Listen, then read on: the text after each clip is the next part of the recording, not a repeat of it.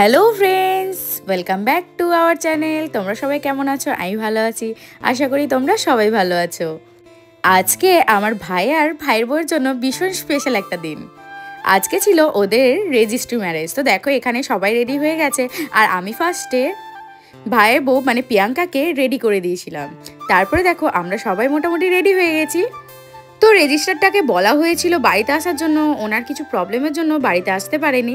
তো তাই জন্য দেখো আমরা সবাই রেডি হয়ে নিজের নিজের পক্ষীরাজকে নিয়ে চললাম রেজিস্ট্রি অফিসে। তো আজ দেখো হালকা হালকা বৃষ্টিও হয়েছিল, ওয়েদারটা তাই জন্য মেঘলা মেঘলা পুরো। তো ভাই দেখো বুলেটে করে আসছে, আর আমি আসছিলাম ঠিক ওর সামনেই। তো রেজিস্ট্রি অফিসটা খুব একটা দূরে ছিল না আমাদের বাড়ির থেকে, একদম কাছাকাছি, জাস্ট একটু। তারপরে দেখো আমরা পৌঁছে গেছি রেজিস্ট্রি অফিসে। তো এখানে তো দুজন বসে গেছে, তার সাথে আমার বেটুও বসে গেছে। যা যা ফর্মালিটিস ছিল সব কিছু কমপ্লিট করে নেওয়া হচ্ছিল। আর ফটো তোলার জন্য তো পিসা এসেছিল। পিসা একটা মুহূর্তও ছাড়েনি, সবগুলোতেই ফটো ক্লিক করে নিচ্ছিল। তারপরে দেখো সব কিছু কমপ্লিট হয়ে যাওয়ার পর এখানে প্রিয়াঙ্কা আর বেটু কত খেলছে, মজা করছে, আর আমি এখানে দেখো আঁচল ধরে দাঁড়িয়ে আছি এই বৃষ্টিতে। তারপরে ওখানে সব কিছু কমপ্লিট হয়ে যাওয়ার পর আমরা চলে এসেছিলাম সবাই মিলে বাড়িতে। এখনও তো অনেক কিছু বাকি আছে, কেক কাটিং, মালা বদল, রিং সেরিমনি, সব কিছু। তাই জন্য দেখো জলদি জলদি চলে এসেছি আমরা, আর প্রত্যেকটা মুহূর্ত ক্যাপচার করে রাখার জন্য। সত্যি কথা বলতে আজ ভীষণ মজা হচ্ছিল সবার। আমি তো এতটা বেশি টায়ার্ড হয়ে গেছি, আমি বসেই পড়েছি জিজুর কোলে। তারপরে দেখো পিসা তো এখানে মালা ধরিয়ে পোজ দিয়ে নিচ্ছিল, অনেক ফটো ক্লিক করে নিচ্ছিল। আমরা তো পাশে দাঁড়িয়েছিলাম, কেউ বসেছিল, সবাই এভাবেই ছিলাম, যেহেতু এখন ফটো ক্লিক হচ্ছিল তাই জন্য। আর ভাই তো বিয়ের আগেই সব পোজ দিয়ে দিল।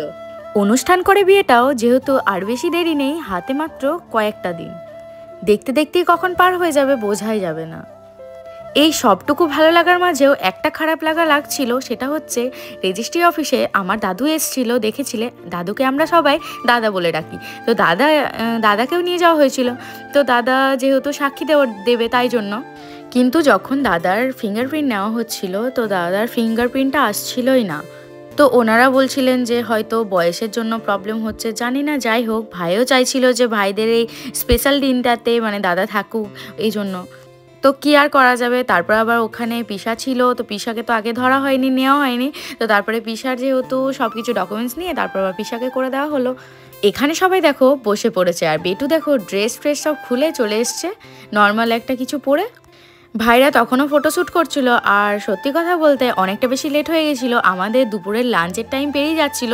তো বারবার পিছু নিয়ে এসে বলছিল তোদের কি হয়নি, একটু তাড়াতাড়ি সব কিছু কর, না হলে অনেকটা বেশি লেট হয়ে যাবে। তারপরে দেখো এখন হবে রিং সেরেমনি, তো তার জন্য রেডি করে নিয়ে চলেছিলাম সব কিছু, আর দুজনকে দাঁড় করানো হচ্ছিল। আর সত্যি করে বলতে আমরা সবাই ওয়েট করে বসেছিলাম যত তাড়াতাড়ি হয়ে যাবে এগুলো, সবার খিদে পেয়ে গেছে। আর পিসা তো ফটো তোলার জন্য একদম রেডি, সব কিছু পোজ দেওয়াচ্ছে শুধু। আর পিসুমণি এসে এসে বলছে তোমাকে আর ফটো তুলতে হবে না, এবার ফটো বিয়েতে তুলবে, অনেক বেশি লেট হয়ে গেছে, আর তুলতে হবে না, শুধু এই বলে যাচ্ছে। তারপরে আমরাও তো খুব ভীষণ মজা করছিলাম ওখানে, আর ভাইকে আর প্রিয়াঙ্কাকে তো প্রচণ্ড জ্বালাচ্ছিলাম। সবাই এত বেশি মজা করেছে যে খিদেটা পেয়েছে, ওই খিদেটা সত্যি কারো কিছু মনেই হয়নি। তারপরে এখানে ভাই কেন ফাঁকা থাকে, ভাইও দিদি জিজু সবাইকে নিয়ে ফটো তুলতে লাগিয়ে দিয়েছে, আর পিসা তো এদিকে তুলছে। কথা বলতে বলতে রিং সেরেমনি প্রায় কমপ্লিটই হয়ে গেছে। এরপর আমরা বসিয়ে দিয়েছি কেক কাটিং করার জন্য। প্রায় 3টে বেজে গেছে, তো এখনও সত্যি বলতে কেউ লাঞ্চ করেনি। ওই জন্য দেখো জলদি জলদি বললাম কেকটা কাট, তারপরে আমরা সবাই লাঞ্চ করতে যাব, তারপরে তোরা না হয় ফটো তুলে নিস। ওরা দেখো কেক কাটিং করে নিয়ে একে অপরকে খাইয়ে দিচ্ছিল, আর আমরাও এখানে বসেছিলাম, আমরাও খাবো। তো তাই জন্য তারপরে কেক কাটিং সম্পূর্ণ করার পরে দেখো আমরা সবাই খেতে চলে এসেছি। তো আমি আসার আগেই জিজুদের সবাইকে দেওয়া হয়ে গেছে। তো জিজুদেরকে বলা হলো ডাইনিং টেবিলে খাওয়ার জন্য, তো বললো না সবাই একসাথে নিচেই বসে খাবো, ভালো মজা হবে। তো তারপরে আমরা সবাই নিচে খেতে বসে পড়েছি। তারপরে সব কমপ্লিট হয়ে যাওয়ার পর ওরা বাড়ি চলে গেছিলো, তো আমি, পিসুমণি আর ভাই এখানে বসেছিল। ওদের বাড়ি থেকে যে তত্ত্বগুলো দিয়েছিল সেগুলোই দেখছিলাম। আর ভাইয়ের জন্য দেখো প্রিয়াঙ্কা এই রুমালটা বানিয়ে পাঠিয়েছে, কেমন হয়েছে জানিও কিন্তু সবাই।